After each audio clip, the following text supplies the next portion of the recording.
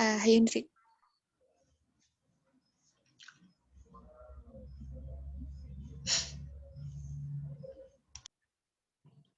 Belum ada rekaman di akunnya, Dew. Belum ya? Udah mulai. Nah, udah. Bismillahirrahmanirrahim. Assalamualaikum warahmatullahi wabarakatuh. Kami dari kelompok 2A akan presentasikan mengenai praktikum farmakognosi berjudulkan Mikroskopi Cabai Jawa yang dibimbing oleh Ibu Nurul Ambar, Denny MSI, dan Bapak Profesor APT Resmi MPhD.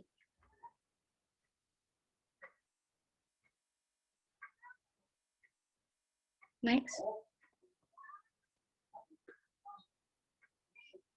Yang disusun oleh Detya Ningsih, Dewi Sekar Anggraini, Dikva Satria Anugrah, Dini Octavia, Dini Rahmawati, Fitria Nur Fajria, dan saya sendiri, Inti Lestari, dan kemudian Mima Azrah.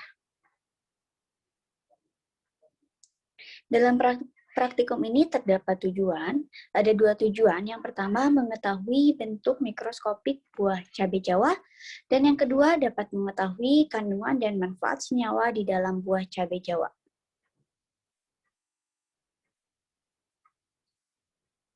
Metode yang digunakan yaitu metode studi literatur yang merupakan serangkaian kegiatan yang berkenaan dengan metode pengumpulan data pustaka dari berbagai sumber, baik dari jurnal ataupun buku, lalu membaca, mencatat, serta mengelola hasil tinjauan pustaka tersebut untuk ditarik sebuah garis besar sehingga ditemukanlah sebuah jawaban yang diperlukan. Dan selanjutnya akan dijelaskan oleh teman saya.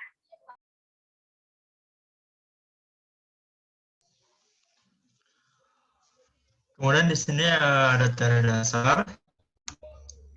Cabai Jawa atau cabai jamu, Piper retroflexum fructus, merupakan tanaman penghasil rempah dan fitofarmaka yang penting baik ditinjau dari pemenuhan kebutuhan, bumbu, dan obat tradisional bagi masyarakat maupun bagi industri makanan, minuman, jamu, dan obat. Produksinya dimanfaatkan secara domestik maupun diekspor antara lain ke Singapura, Hong Kong, Malaysia, dan India. Pernyataan ini dinyatakan oleh Soleh 2003. Cabai Jawa merupakan tanaman obat dan bumbu, namun tidak banyak masakan yang berbumbu cabai Jawa. Pada masakan dan minuman yang ingin ditambahkan rasa pedas dan hangat yang khas dapat ditambahkan buah cabai Jawa kering. Cabai Jawa digunakan sebagai bumbu pada beberapa masakan seperti gulai, kare, soto, sate, padang, sambal, oseng tempe, serta minuman seperti wedang secang, bir peletok, bandrek, bajigur, wedang jahe, dan kopi jamur. Ini menurut Emizar 1992.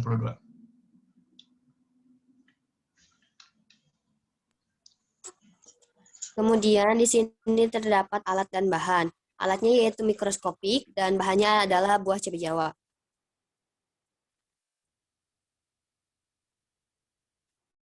Nah, di sini terdapat prosedur dan video pembuatan cabai Jawa. Yang pertama yaitu disiapkan kaca objek dan mikroskop. Kemudian disiapkan sampel buah cabai Jawa dan diletakkan sampel buah cabai Jawa pada kaca objek. Kemudian dinyalakan mikroskopiknya dan diamati hasil yang didapat.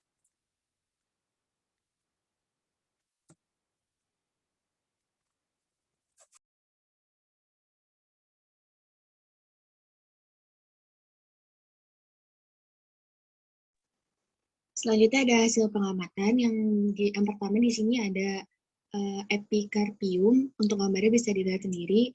Kemudian ada endokarpium, yang ketiga ada endosperm, yang keempat ada sclererida, kemudian yang terakhir ada peristom. Selanjutnya akan dijelaskan oleh teman saya. Selanjutnya ada pembahasan.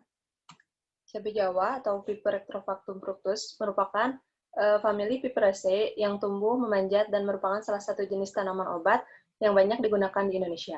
Manfaat utama cabai Jawa yaitu buahnya sebagai bahan campuran ramuan jamu. Untuk bentuk buah cabai Jawa cukup beragam, mulai dari bulat panjang atau konikal, bulat pendek atau globular, panjang pipih atau filiform, dan panjang kecil atau silindrikal. dengan ukuran juga bervariasi. Perkembangan warna buah cabai Jawa mulai terbentuk berwarna hijau, kemudian berubah menjadi putih kekuningan, hijau dan kuning kemerahan. Buah cabai Jawa dipanen pada saat sudah tua tetapi belum masak, yaitu semburat merah 50-70% menurut Jauharia dan Rosman 2008.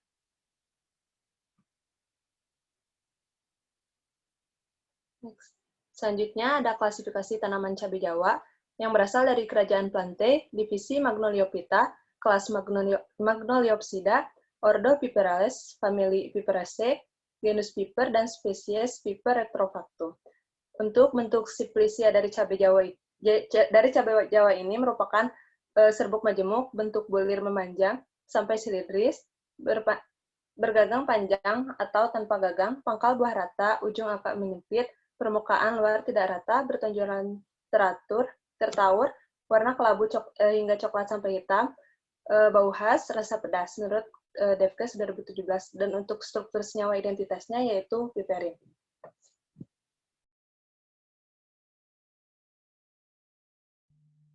Selanjutnya ada pada uji mikroskopik buah cabai Jawa ditemukan yang pertama ada epikarpium. Epikarpium merupakan lapisan luar yang keras dan tidak tembus air atau lapisan yang bermodifikasi menjadi lapisan lilin yang tipis. Endokarpium berperan sebagai lapisan yang melindungi biji. Yang kedua ada endokarpium. Endokarpium adalah lapisan dalam jantung yang tipis yang terdiri dari sel endotel dan lapisan tipis jaringan ikat longgar. Yang ketiga ada endosperm. Endosperm adalah bagian dari biji tumbuhan berbunga atau antophyta yang merupakan dari pembuahan berganda selain embrio. Fungsi dari endosperm yaitu sebagai penyedia cadangan energi bagi embrio atau lembaga dalam proses perkecambahan. Next. Yang keempat ada sklereida.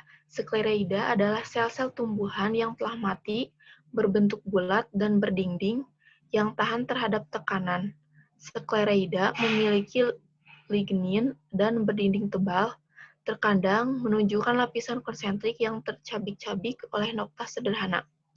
Sklereid berkembang dari sel parenkim. Sklereid dapat dijumpai dalam keadaan tunggal atau berkelompok kecil di antara sel-sel lain. Selanjutnya ada perisperm. Perisperm adalah bentuk jaringan nutrisi lain yang terdapat pada biji dari beberapa famili tumbuhan. Ini berkembang dari nucellus. Oleh karena itu, ini murni dari ibu dan bersifat diploid.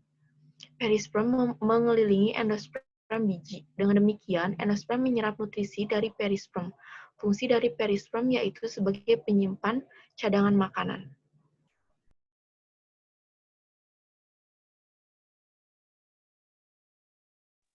Selanjutnya itu ada kandungan senyawa. Buah cabai Jawa mengandung alkaloid piperin, balukafisin, piperidin, isobutyl deka, trans 2, trans 4, dienamida, saponin, polifenol, lalu minyak atsiri, asam palmitat, asam tetrahidropiperat, lalu 1 undesilenil, 3,4 metilendioksibenzena, dan sesamin, menurut Badan POM RI tahun 2010.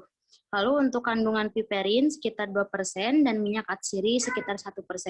Menurut Truhnayat et al. Tahun 2011 dan Rajopadye et al. Tahun 2011.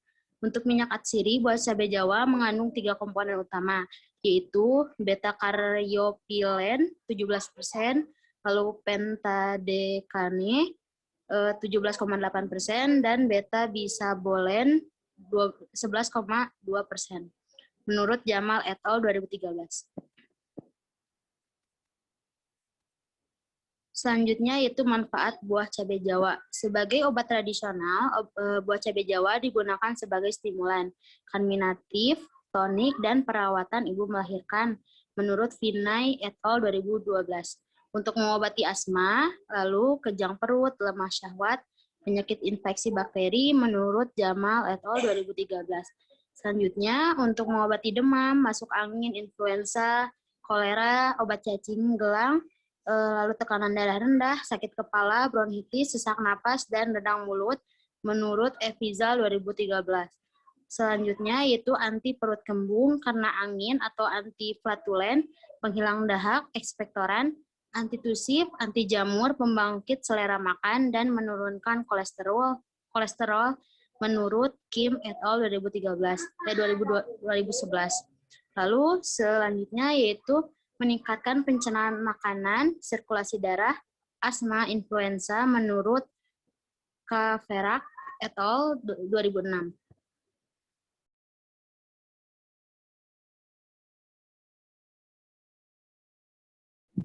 Selanjutnya, adapun kesimpulan dari praktikum kali ini. Yang pertama, mikroskopik dari cabai Jawa itu terdiri atas epikarium, endokarium, endosperm, sclereida, dan perisperm.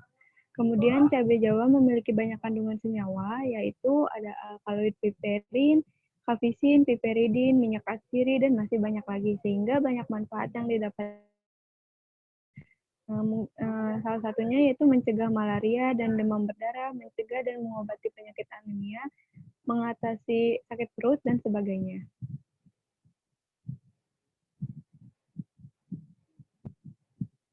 Kemudian ini daftar pustaka yang kelompok kami gunakan.